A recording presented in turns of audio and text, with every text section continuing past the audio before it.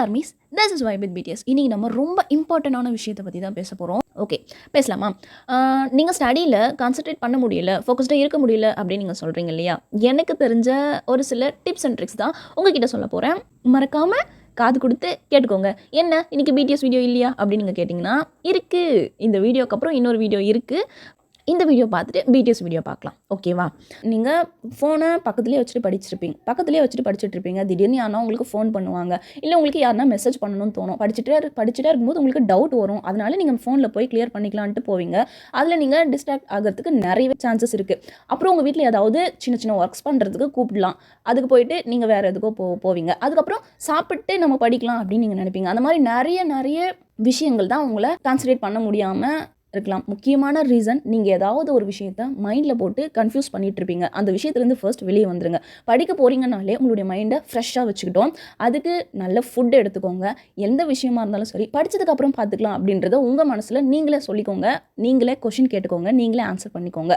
ஒரு சில விஷயங்கள்லாம் உங்களால் மறக்க முடியாமல் இருக்கலாம். அந்த விஷயத்தை நீங்கள் மைண்டில் போட்டு கன்ஃபியூஸ் பண்ணிவிட்டு இதனால் சரியான தூக்கம் இல்லாமல் கூட இருக்கலாம். கரெக்ட் டைம் சாப்பிடுங்க, கரெக்ட் டைம் தூங்கி எழுந்துக்கோங்க. இந்த 2 விஷயத்தை பண்ணாலே போதும், உங்களுடைய மைண்ட் ஆட்டோமேட்டிக்காக ஃப்ரெஷ் ஆகிடும். ஏன் உங்களால் கான்சன்ட்ரேட் பண்ண முடியல உங்கள் ஸ்டடியில் அப்படின்னு சொல்லிட்டு நான் சொன்னதை வச்சு நீங்கள் ரீசனை அனலைஸ் பண்ணியிருந்தீங்க அப்படின்னா இந்த ஸ்டெப்ஸை ஃபாலோ பண்ணிக்கோங்க. பாயிண்ட் வைஸ் பார்க்கலாம். ஃபர்ஸ்ட் நீங்கள் என்ன பண்ணணும் அப்படின்னா டார்கெட் ஃபிக்ஸ் பண்ணணும். செகண்ட் பாயிண்ட் என்ன அப்படின்னா நீங்கள் டார்கெட் ஃபிக்ஸ் பண்ணியிருப்பீங்க, உங்களுக்கு நீங்களே அப்ரிஷியேட் கொடுத்துக்கணும். தேர்ட் பாயிண்ட் என்ன அப்படின்னா try to understand. Fourth point வந்து practice. And last point long time ஹேபிட்டாக அதை ஃபிக்ஸ் பண்ணுறது. ஃபர்ஸ்ட் பாயிண்ட்டுக்கு இப்போ பார்க்கலாம். 95% மேலே எடுக்கணும். அதுக்காக அந்த டார்கெட்டை நீங்கள் குட்டி ஆக்குங்க. ஆஃப் இயர்லியில் நீங்கள் 90% எடுக்கணும் அப்படின்னு நீங்கள் படிச்சிங்கன்னா மட்டும்தான் பப்ளிக்கில் எடுக்க முடியும். ஏன்னா ஆஃப் இயர்லியில் நீங்கள் 90% எடுக்கிறதுக்கு தான் வாய்ப்பு இருக்குது. ஏன்னா ப்ராக்டிஸ் இருக்காது, அந்தளவுக்கு உங்களுக்கு டைமும் இருக்காது. ஏன்னா நீங்கள் இப்போ தான் ஸ்டார்ட் பண்ணுறீங்க. அதனால் நீங்கள் ஃபர்ஸ்ட் டார்கெட்டை குட்டியாக பிரித்து வச்சுக்கோங்க. ஃபர்ஸ்ட் உங்களுக்கு ஆஃப் இயர்லி, அதுக்கப்புறம் தேர்ட் மீட்டம், அதுக்கப்புறம் ரிவிஷன் சொல்லிட்டு குட்டியாக பிரிச்சுக்க ட்ரை பண்ணுங்கள். செகண்ட், நீங்கள் இந்த டார்கெட்டை குட்டியாக பிரித்து வச்சிட்டிங்க. நீங்கள் படிக்கிறீங்க, அந்த இடத்துல நீங்கள் டிஸ்ட்ராக்ட் ஆகுறீங்க அப்படின்னா அந்த இடத்துலேருந்து எழுந்து வந்து வேறு இடத்த சூஸ் பண்ணுங்கள். அதுக்கப்புறம் ஃபோன் பக்கத்தில் வச்சுக்காதீங்க.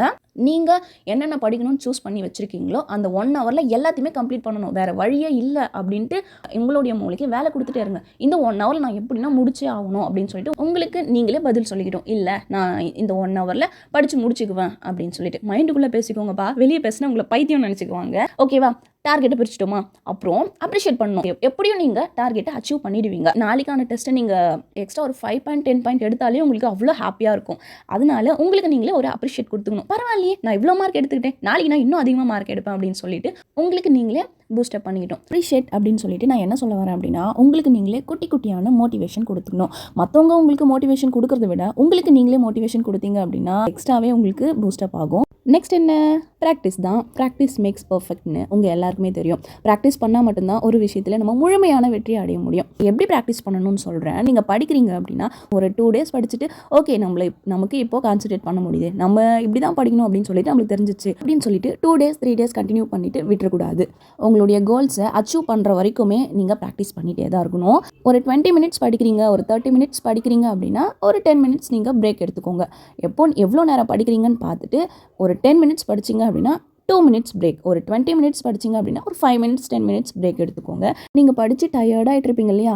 நீங்களும் டயர்டாகிட்டு இருப்பீங்க, உங்களுடைய பிரெயினும் டயர்டாக இருக்கும். ஸோ பிரேக் எடுத்தீங்க அப்படின்னா அவங்க கொஞ்சம் ஃப்ரெஷ்ஷாக இருக்கும், உங்களுடைய பிரெயின் கொஞ்சம் ஃப்ரெஷ்ஷான மாதிரி இருக்கும், நீங்களும் கொஞ்சம் நேரம் ரெஸ்ட் எடுத்த மாதிரி இருக்கும். அதுக்கு தான் நான் பிரேக் விட்டு படிங்க அப்படின்னு சொல்கிறேன். Next, try to understand. First நீங்கள் என்னென்னலாம் பண்ணுறீங்க அப்படின்னு சொல்லிட்டு அண்டர்ஸ்டாண்ட் பண்ணிக்கோங்க. நீங்கள் படிக்க ட்ரை பண்ணும்போது மீனிங்கே தெரியாமல் ஒரு சில பேர்லாம் குருட்டு மனப்பாடம் பண்ணி படிப்பாங்க. மீனிங்கே தெரியாது, ஆனால் மக்கப் பண்ணிப்பாங்க. அந்த மாதிரி நீங்கள் படிச்சிங்க அப்படின்னா ஒரு எக்ஸாம் தான் எழுதுவீங்க, ஒரு டெஸ்ட் தான் எழுதுவீங்க. அதுக்கப்புறம் அந்த கொஷின் பார்க்கும்போது எங்கேயோ பார்த்த மாதிரி இருக்கே அப்படின்ற ஒரு கொஷின் மட்டும் ஞாபகம் வரும், ஆனால் உங்களுக்கு ஆன்சரே ஞாபகம் இருக்காது.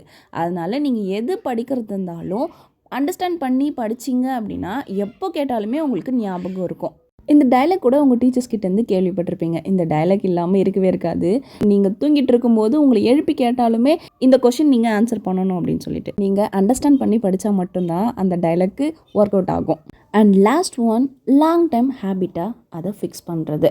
இந்த நீங்கள் 10th படித்தாலும் சரி, 11th 12th படித்தாலும் சரி, அதுக்கப்புறம் நீங்கள் ஒரு காம்படிட்டிவ் எக்ஸாம் எழுதினா கூட இந்த டிப்ஸ்லாம் உங்களுக்கு யூஸ்ஃபுல் ஆகும். ஹேபிட்டாக மாற்றிக்கோங்க, அதுதான் நல்லதும் கூட.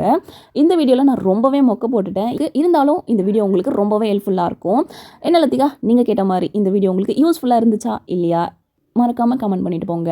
லாஸ்ட்டாக ஒரு டிப் சொல்லிக்கிறேன். நீங்கள் கான்சன்ட்ரேட் பண்ண முடியல, நீங்கள் உங்கள் ஃபோனை எடுத்து தூரமாக வச்சுட்டீங்க. இப்போது ஏதாவது ஒரு விஷயம் உங்களுக்கு மைண்டில் வந்து போகுது அப்படின்னா, ஒரு பென்சில் எடுத்து பேப்பரில் அதை எழுதி வச்சுக்கோங்க. எழுதி வச்சதுக்கப்புறம் அதை தூரமாக வச்சுக்கோங்க. நீங்கள் படித்து முடிச்சதுக்கப்புறம் நீங்கள் என்ன பேப்பரில் எழுதுனீங்க பார்த்தீங்களா, அதை டீல் பண்ணிக்கோங்க. அவ்வளோதான் ஆர்மீஸ். எனக்கு தெரிஞ்சது நான் இந்த வீடியோவில் சொல்லியிருக்கேன். உங்களுக்கு இந்த வீடியோ ரொம்ப யூஸ்ஃபுல்லாக இருந்துச்சுன்னு கமெண்ட் பண்ணுங்கள். மோஸ்ட்டாக எல்லாருக்கும் இந்த வீடியோ இல்லை, பட் நீங்கள் படிக்கிறீங்க, உங்களால் கான்சன்ட்ரேட் பண்ண முடியலன்னு சொல்கிறவங்களுக்கு தான் இந்த வீடியோ. நீங்கள் கமெண்ட் பண்ணதுக்கு தான் நான் ரிப்ளை கொடுத்துருக்கேன். பயப்படாதீங்க, ஸ்டடி ரிலேட்டடாக இங்கே வராது.